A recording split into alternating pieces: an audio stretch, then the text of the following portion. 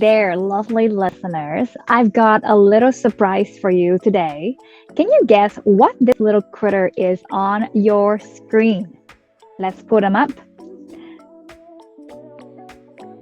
That's right, it's a praying mantis. Now, the next question, as the analogy between women and a praying mantis, when in their cycle do women most feel like a praying mantis that eats her mate's head after copulation? Ta-da! If you guess PMS, premenstrual syndrome, you are spot on. When I first learned about the sexual cannibalism of praying mantises, it really got me thinking, why do we ladies have to go through these crazy up and downs that mess with our work, our relationships, and even our physical health? Thankfully, after a ton of research, I found some solution for you, and they're all right here in these amazing books. So before we dive into the books today, let me share a little story. During my college years, while on a medical internship in El Paso, Texas, my fellow student nicknamed me the bookworm. Initially, I felt a bit embarrassed, as books were my tool to learn English. But over time, I realized that these authors have gifted us with their legacy of knowledge. This realization has inspired me to share this wisdom with you, transforming our world through connection, community, and empathy. I've been fortunate to meet some of these brilliant authors throughout different conferences in natural medicine, functional medicine, anti-aging medicine. However, the challenge with having access to so much wisdom is knowing where to start. That's where I come in to help streamline and simplify these concepts for women. I'm here cheering you on as you take each small step towards better health. So let's jump right in. Today, we're unraveling the wisdom of menopause by the incredible Dr. Christiane Northrup, an OBGYN with profound insights into this pivotal life stage. And I just talked to my husband, and actually, he met her in person for the Advanced Medicine Conference 2 or 3 years ago, which is surprising. So this book doesn't just discuss menopause, it empowers the women to embrace this life phase with confidence, resilience, and joy, transforming it into an opportunity for deeper self-understanding and spiritual growth. Here are some powerful quotes from the book that resonate deeply with me. And I would encourage you to repeat this statement after I said it so you can have it embedded into your brain when you do meditation or yoga, or when you have a hard time during those cycles, then you can just look back, remember what helped you ground. Our bodies need our attention. Our souls need our time. Your beliefs, along with the thoughts and emotions they generate, can directly influence the functioning of your cells and your entire body. Menopause is an exciting developmental stage, one that, when participated in consciously, holds enormous promise for transforming and healing our bodies, minds, and spirits at the deepest levels. Growing older is inevitable, but aging is optional. Menopause is about pausing long enough to take care of what needs to be taken care of, to put oneself first for once. Here are some of the chapter highlights that I love to share. Chapter 1, Embracing Menopause as a Rite of Passage. Sounds profound, doesn't it?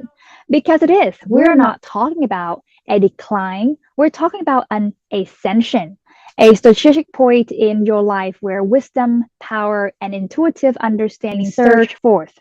Imagine unlocking a version of yourself you didn't know existed. This book doesn't just suggest it, it shows you how to achieve it. It's about seizing this opportunity to deepen our connection with our body and spirit. Are you ready to step into that power? Chapter 2, Emotional and Psychological Shifts. Yes, hormones play a role, but let's go deeper. We're not just talking about mood swings, we're talking about a unique emotional landscape. This chapter delves into the science, yes, but it also acknowledges the symphony of life changes, empty nest, new beginnings. This book doesn't just hand you your tissues, it equips you with a map to navigate these changes with unwavering resilience and grace. It's time to understand the truth about these emotional transitions and not be a victim to it. Now, let's address the elephant in the room. Chapter 5, Heart Health. Here's what most people don't tell you. Declining estrogen impacts more than just your mood. It impacts your cardiovascular system. We're talking about potential shifts in blood vessels and cholesterol levels. This chapter isn't just informative, it's preventative.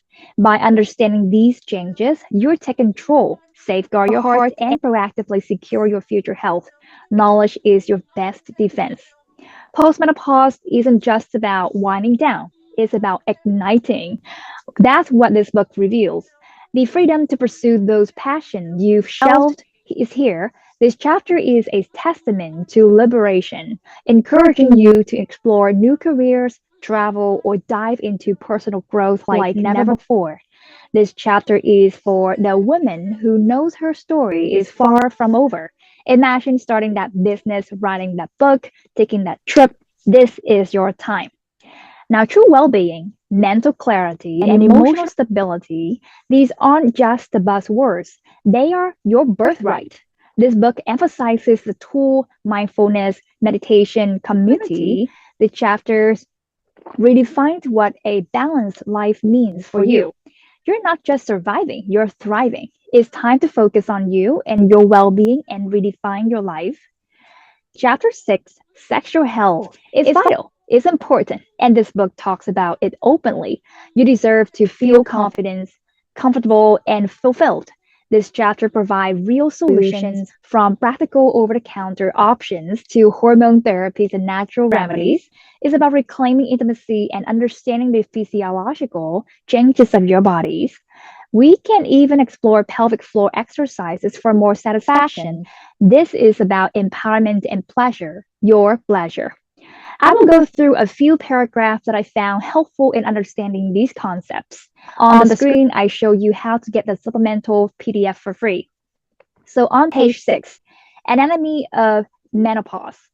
Menopause is a culmination of the wisdom gathered through previous stages of life. While the menstrual cycle represents cyclic intuitive wisdom and emotional recycling, pregnancy and fertility embody the capacity to conceive, nurture, and bring forth an idea or a life.